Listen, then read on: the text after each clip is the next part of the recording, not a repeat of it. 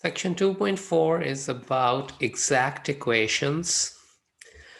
A differential equation of this form, m times dx plus n times dy is equal to 0, is called exact if the derivative of m with respect to y is equal to the derivative of n with respect to x. So m could be a function of both x and y, and n could be a function of both x and y. And if this condition is met and the equation is written like this, then that's called an exact equation. And the solution of an exact differential equation is you integrate m with respect to x, plus you integrate those terms of n that are independent of x, and you integrate them with respect to y, and that is equal to c. So this integral plus this integral is equal to c. That equation gives the solution of an exact differential equation. So let's see how we apply this. Consider this differential equation, and any times you have a differential equation written in this form, something times dx plus something times dy is equal to 0, the first thing you should think of is an exact equation. Although in this particular exercise in your homework, they keep telling you this in every problem. They keep saying that fine if the equation is exact, and if it is exact, then solve it. But in general, you may not be given this thing in real life. You have to recognize yourself whether an equation is exact or not without somebody asking you to verify that. So let's see what we come up with. So whatever comes with the dx is the m, and whatever comes with the dy is the n. So let's see what partial m over partial y is. So we call it a partial derivative instead of a real derivative, because you have two variables running around, and partial m over partial y means that you take the derivative with respect to y and consider the other variable, which in this case is x, as constant. So treating x as constant, the whole 4x cubed is a constant, and so the derivative of y we know is 1. So the derivative of 4x cubed y will just be 4x cubed. And the derivative of 2 we know is 0. So that's partial m over partial y. And now let's see what partial n over partial x is.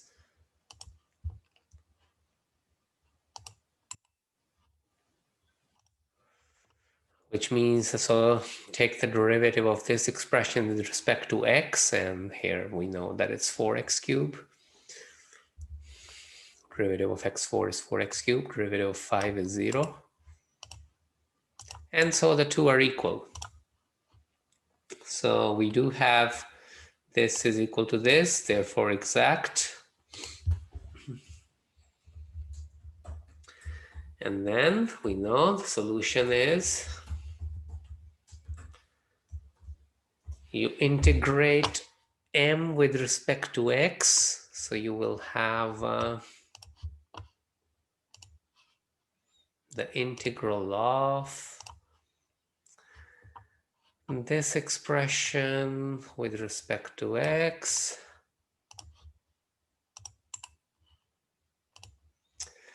plus, and now in the second integral we take those terms of n that are independent of, so remember the second part was terms of n that are independent of x.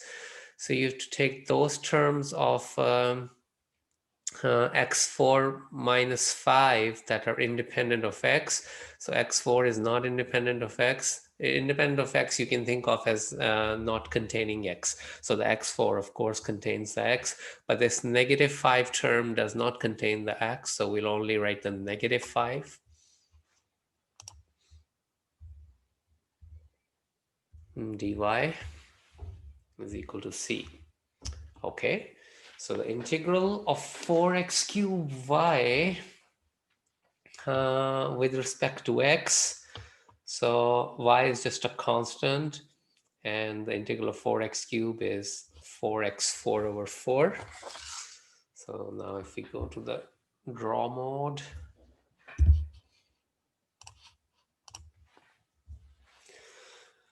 so the integral of 4x cubed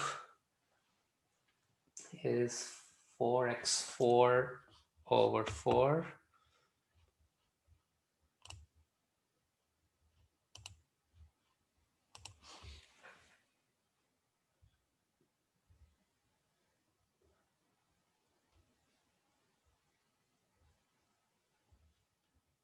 And then y is a constant, and the integral of 2 is 2x, and the integral of negative 5 is negative 5y is equal to c. So here the 4's cancel out. So it's x4y plus 2x minus 5y is equal to c. x4y plus 2x minus 5y. x4y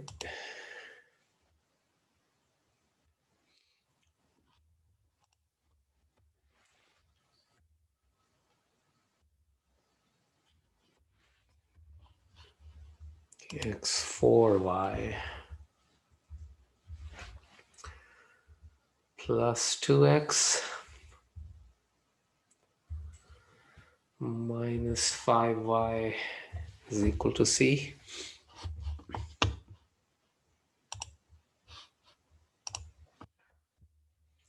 Okay, now let's look at this. Let's see if this is exact or not. So you take the derivative of this expression with respect to x. So the derivative of this with respect to x would be sine y is a constant, and derivative of, so let's see if we can write the partial symbol.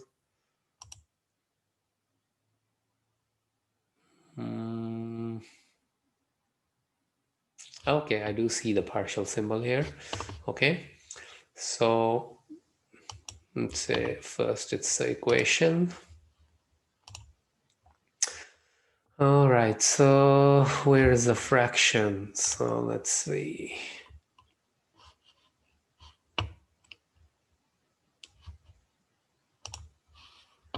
So partial m over partial y.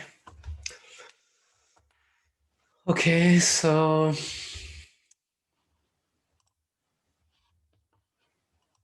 partial. Let's write that here also.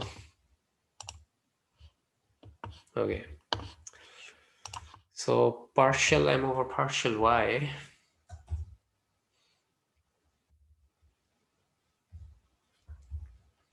Okay, you take the derivative of this with respect to y. So cos x is a constant. Okay, I was saying the other way around earlier, but okay, I didn't write anything. So the derivative of this expression with respect to y has to be taken. So it's the opposite. Whatever comes with the dx, you take the derivative of that with respect to y. So with respect to y, the cos x is a constant. So you keep the multiplied constant. And then the derivative of sine y is cos y. And then the derivative of negative 6x with respect to y is 0, because 6x is a constant when you are taking the derivative with respect to y. Okay, and now let's see what partial n over partial x is. So when you take the derivative of this one with respect to x, it is cos x cos y. The derivative of sine x is cos x, and this cos y stays. So cos x cos y, which is exactly this term. And then the derivative of 6y is 0, because you're taking derivative with respect to x.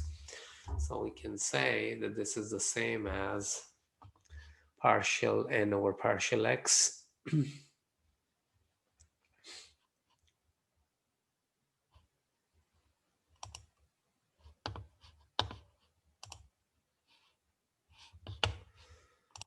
partial n over partial x.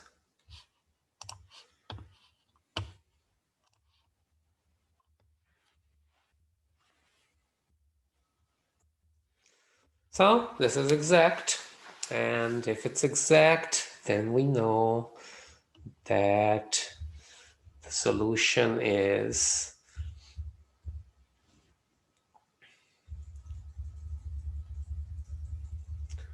you integrate m with respect to x.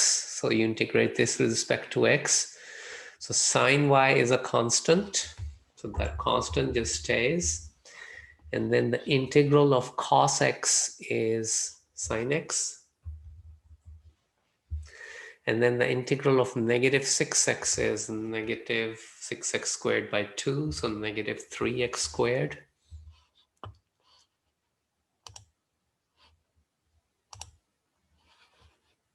Negative 3x squared. Okay, so that was the integral of this expression with respect to x.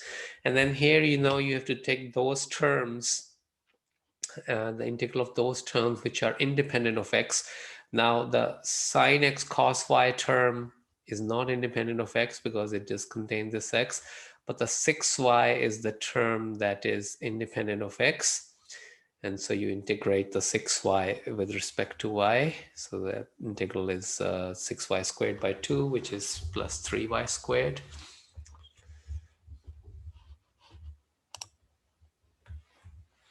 Is equal to c. Okay.